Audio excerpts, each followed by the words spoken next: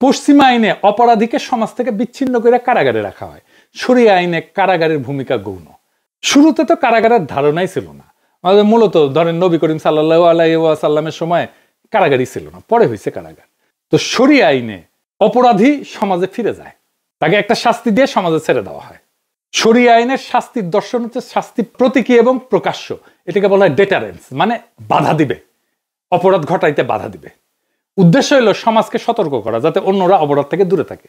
শাস্তি ত্বরিত, চূড়ান্ত, দীর্ঘমেয়াদী কোনো বন্দিত্ব নাই।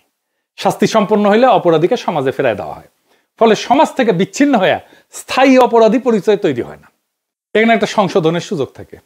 কারাগার কেন্দ্রিক সিস্টেমে তিনটা জিনিস হয়, কিন্তু সবচেয়ে বেশি জোর দেওয়া হয় রিট্রিবিউশনে বা প্রতিশোধ বা ন্যায় বিচারের ভারসাম্য। অপরাধ করলে যোগ্য শাস্তি পেতে হবে। এখানে অপরাধীকে ভোগান্তি দেওয়া হয় যেন সমাজ মনে করে ন্যায় বিচার হয়েছে। রিহ্যাবিলিটেশন করা হয়, সংশোধন। আধুনিক কারাগারে প্রধান উদ্দেশ্য হচ্ছে অপরাধীকে শিক্ষা প্রশিক্ষণ দেওয়া, সংশোধন করা, শিক্ষা দেওয়া, চাকরির দক্ষতা শেখানো, কাউন্সেলিং ইত্যাদি। 3 নম্বর হইতেছে ইনক্যাপাসিটেশন বা অক্ষম করে রাখা, অপরাধীকে সমাজ থেকে সরায় দেওয়া যাতে সে আর ক্ষতি করতে না পারে। এই জন্য দীর্ঘ কারাদণ্ড বা মৃত্যুদণ্ড এই উদ্দেশ্যে ব্যবহার করা হয়। তুলনা করলে বলা হয়, একদিকে লেখেন শরিয়া আইন, এডিটর সাহেব, এটা প্রধানত ডেটারেন্স, ভীতি প্রদর্শন, প্রতীকী শাস্তি, দ্রুত প্রয়োগ। এটার সঙ্গে রিট্রিবিউশনও আছে কিছুটা, যেমন কিসাসে সমপরিমাণ প্রতিশোধ। পশ্চিমা আইনে ডান পাশে লেখেন প্রধানত রিট্রিবিউশন। রিট্রিবিউশন শরিয়া আইনে সেকেন্ডারি, পশ্চিমা আইনে রিট্রিবিউশন প্রাইমারি।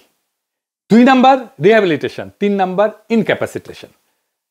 ডিটারেন্স আছে, তবে সরাসরি না, প্রকাশ্য না, পরোক্ষভাবে কারাগারের ভীতি এবং আইন প্রয়োগ করে, মৃত্যুদণ্ডের ভিত্তিতে প্রয়োগ করে। তার মানে দেখছেন শরিয়া আইনে যেটা সেকেন্ডারি, পশ্চিমা আইনে সেটা প্রাইমারি। এও বুঝছেন, পশ্চিমা আইনে উকিল কেনা যায়, রায় প্রভাবিত করা যায়। কারণ পশ্চিমা আইনের মূল ভিত্তি হচ্ছে রুল অফ ল, সবাই আইনের চোখে সমান।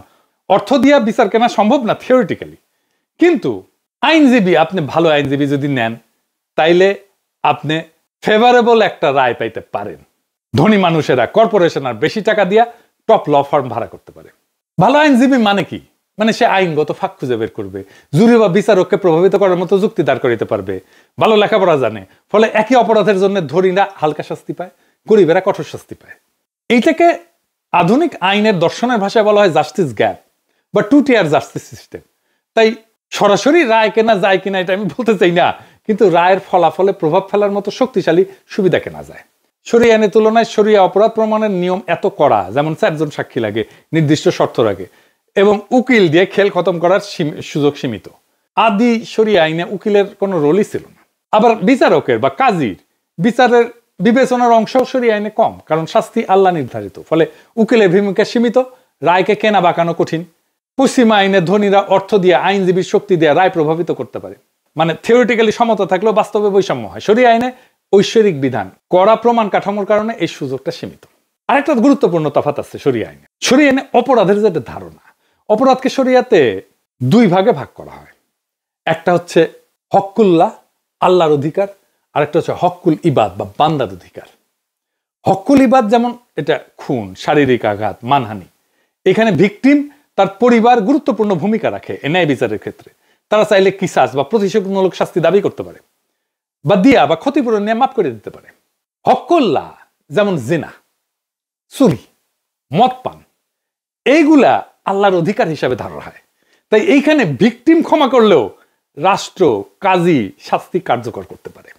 পশ্চিমা আইন ব্যবস্থায় অপরাধকে মূলত অফেন্স এগেইনস্ট দ্য স্টেট হিসেবে দেখা হয়, রাষ্ট্রের বিরুদ্ধে অপরাধ। অর্থাৎ কেউ যদি খুন করে সেটা শুধু পরিবারের ক্ষতি না, বরং সমাজ এবং রাষ্ট্রের শৃঙ্খলা ভাঙা। এই জন্য রাষ্ট্র প্রসিকিউশন চালায়। টিম পরিবার যদি মাপও করে দেয় তাও রাষ্ট্র এটা চালাবে। আবার ধরেন আমার ভাইকে কেউ মারলে আমার কোনো অনুমতি ছাড়াই চুপ মাপ করে দিতে পারে, এটা কোনো ইনসাফ? তো আমাদের পশ্চিমা আইনের ফাঁকগুলো দেখলেন তো, এই ফাঁকগুলো অবশ্যই শরিয়া আইনের দার্শনিক ধারণা পূরণ করতে পারে। বর্তমান আইনি ব্যবস্থাকে আরো বেশি ইনসাফপূর্ণ করার ক্ষেত্রে পশ্চিমা আইনই শেষ কথা না। শরিয়া আইন আর পশ্চিমা আইন 2টা ভিন্ন প্যারাডাইম। একটা দাঁড়ায় আছে আল্লাহর হকে, আর একটা দাঁড়ায় আছে রাষ্ট্রের চুক্তিতে। এখন আসল প্রশ্ন হইল, ন্যায় বা ইনসাফটা কি? এটা কি শুধু রাষ্ট্রের শাস্তি, না ভিকটিমের সন্তুষ্টিও, সমাজের ভারসাম্য এবং আল্লাহর ন্যায় ইনসাফ? আমরা যদি এক চোখে না দেখে 2 চোখে দেখতে শিখি, তাহলে হয়তো আমাদের আইন ব্যবস্থা আরো ইনসাফপূর্ণ হইতে পারে।